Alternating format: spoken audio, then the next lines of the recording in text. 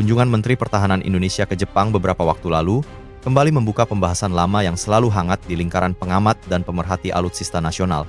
Kemungkinan Indonesia mengakuisisi kapal selam Jepang, khususnya kelas terbaru yang kini banyak diperbincangkan TIG Class, generasi lanjutan dari keluarga kapal selam Soryu, yang sudah lama dikenal sebagai salah satu kapal selam konvensional terbaik di Asia Pasifik.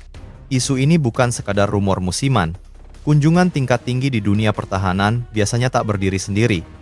Selalu ada agenda tersirat yang kerap lebih penting daripada agenda resmi di atas meja. Salah satunya adalah identifikasi potensi kerjasama alutsista, termasuk peluang pembelian kapal selam yang dapat memperkuat daya gentar dan kemampuan patroli laut Indonesia. Pada titik inilah nama TIG Class mencuat. Kapal selam ini dianggap sebagai salah satu kandidat ideal bagi Indonesia, terutama karena reputasi galangan kapal Jepang yang terkenal cepat, rapi, dan tepat waktu. Berbeda dengan sebagian galangan kapal Eropa yang seringkali memerlukan waktu produksi lebih panjang karena birokrasi, antrian pesanan, dan kerumitan proses sertifikasi, Jepang justru memiliki ritme pembangunan yang konsisten dan efisien. Faktanya, dalam beberapa tahun saja, Jepang mampu merampungkan setidaknya 6 unit kapal selam baru, termasuk beberapa di antaranya yang masuk dalam jajaran T-Class. Kecepatan produksi ini jarang ditandingi banyak negara lain. Pertanyaannya kini mengerucut pada satu hal, seberapa besar peluang Indonesia benar-benar dapat membawa pulang kapal selam dari negeri Sakura tersebut. Untuk memahami potensi tersebut, narasi ini perlu mengulas lebih dalam apa itu sebenarnya TIG Class. Kapal selam ini boleh dibilang sebagai adik modern dari kelas Soryu Class yang sudah terbukti tangguh, hening, dan sangat dihormati oleh militer negara-negara tetangga. T-Class pertama kali muncul ke publik pada 14 Oktober 2020. Ketika unit perdananya diluncurkan. Meski pada saat itu Jepang belum secara terbuka mengisyaratkan rencana ekspor, pembangunan yang begitu cepat dan efisiensi yang terus meningkat, membuat banyak negara mulai meliriknya. Unit pertama ini resmi masuk dinas aktif pada 9 Maret 2025. Proses commissioning yang tergolong cepat ini memperlihatkan betapa terstandarisasinya proses produksi dan integrasi sistem di Jepang. Bahkan, sejak 2020 sampai 2025, setiap tahun hampir selalu ada unit baru yang diluncurkan. Bagi pengamat pertahanan, capaian ini membuktikan satu hal. Jepang sudah menguasai proses pembangunan kapal selam modern secara matang, bukan hanya secara teknologi, tetapi juga dari sisi manajemen produksi. Salah satu nama yang mencuri perhatian adalah JS Reich, yang baru saja dikomissioning pada 6 Maret 2025 oleh Japan Maritime Self-Defense Force, JMSDF. Reich merupakan kapal selam keempat dalam jajaran T-Class, dibangun oleh Kawasaki Heavy Industries, galangan yang selama ini dikenal memegang standar kualitas tinggi di industri maritim Jepang. Selain membawa teknologi anyar, JS Reich juga menjadi kapal selam Jepang pertama yang mengadopsi mesin generasi baru buatan Kawasaki, sekaligus memiliki fasilitas akomodasi terpisah bagi 6 kru wanita, mencerminkan perkembangan doktrin operasi dan kesetaraan gender dalam JMSDF. Secara garis besar, TIG Class masih mempertahankan siluet khas Soryu, hidung meruncing, bagian punggung membulat halus, serta penempatan lambung yang aerodinamis untuk mencegah turbulensi suara di bawah air.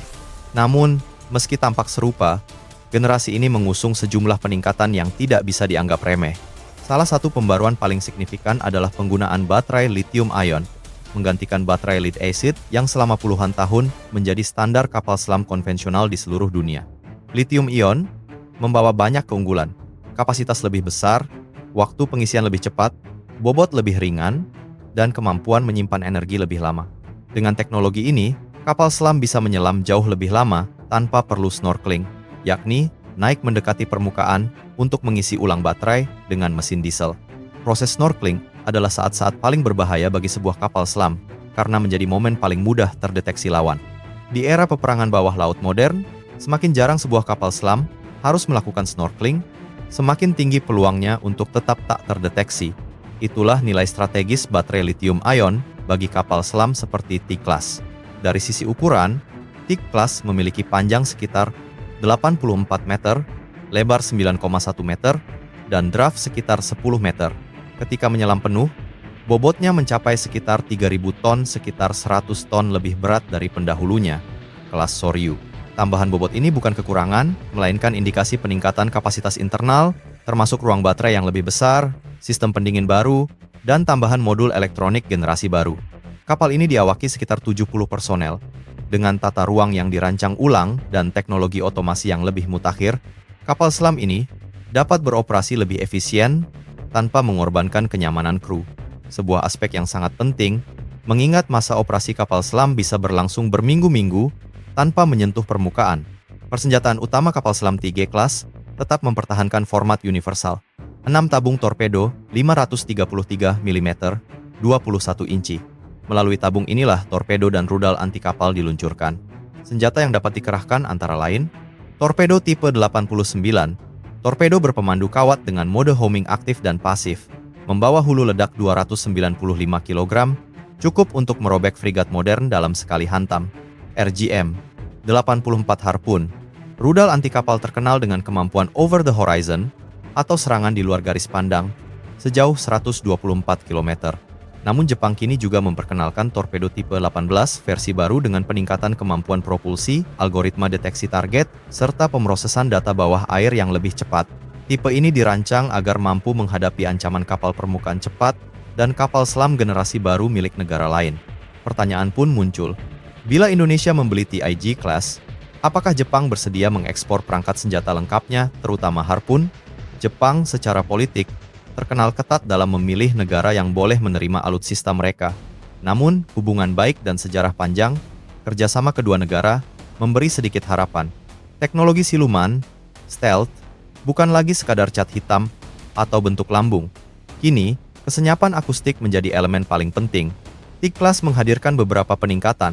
Sistem sonar, berbasis rangkaian serat optik, memberikan kualitas deteksi lebih sensitif, jangkauan lebih jauh, serta ketahanan terhadap gangguan suara bawah air.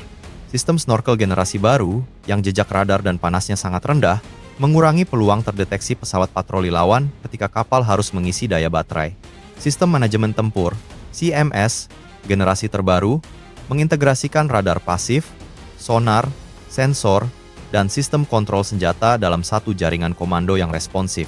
Kombinasi ini menjadikan TIG Class salah satu kapal selam konvensional paling tenggelam dalam keheningan, ibarat bayangan di laut dalam. Sangat sulit dideteksi, tetapi mematikan bila diperlukan. Alasan utama Indonesia tertarik sebenarnya cukup jelas. Saat ini, Indonesia hanya mengoperasikan 4 kapal selam aktif.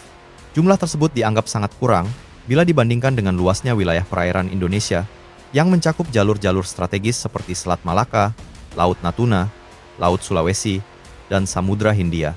Untuk negara kepulauan dengan 17.000 pulau, kapal selam bukan sekadar alat tempur, tetapi aset strategis dalam menjaga kedaulatan laut. TIG Class menawarkan sejumlah kelebihan yang relevan bagi kebutuhan Indonesia.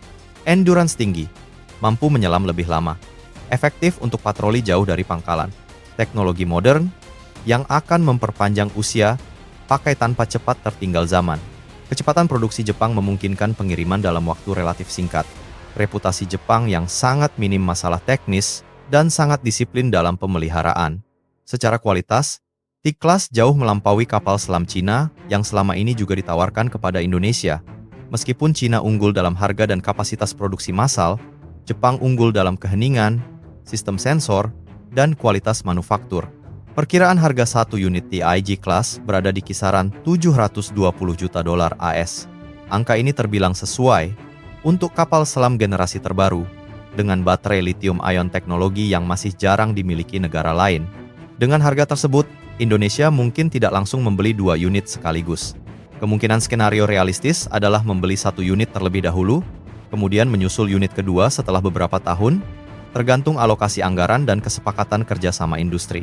Meski demikian, peluang akuisisi tidak sesederhana memilih barang di etalase. Jepang memiliki kebijakan ekspor alutsista yang ketat. Mereka sangat berhati-hati agar teknologi mereka tidak jatuh ke tangan yang salah atau digunakan dalam konflik yang tidak mereka dukung. Selain itu, Jepang juga menuntut standar pelatihan dan operasional tertentu. Pengoperasian kapal selam berteknologi tinggi membutuhkan SDM yang benar-benar siap. Namun hubungan diplomatik Indonesia-Jepang relatif stabil dan positif. Jepang juga sedang membuka diri dalam bidang ekspor alutsista untuk memperkuat posisi industri pertahanannya. Kondisi ini bisa menjadi celah bagi Indonesia untuk masuk. Apakah Indonesia serius? Minat itu ada, kunjungan itu ada, diskusi itu ada, semua sinyal positif sudah tampil. Namun keputusan akhir akan sangat bergantung pada kombinasi faktor politik, anggaran, dan kesepakatan teknologi. Bila Indonesia ingin meningkatkan daya gentar di kawasan, memperkuat armada bawah laut dengan kapal selam generasi terbaru, seperti TIG Class, dapat menjadi langkah besar. Dengan hanya 4 kapal selam aktif yang dimiliki saat ini, penambahan unit modern akan sangat terasa dampaknya.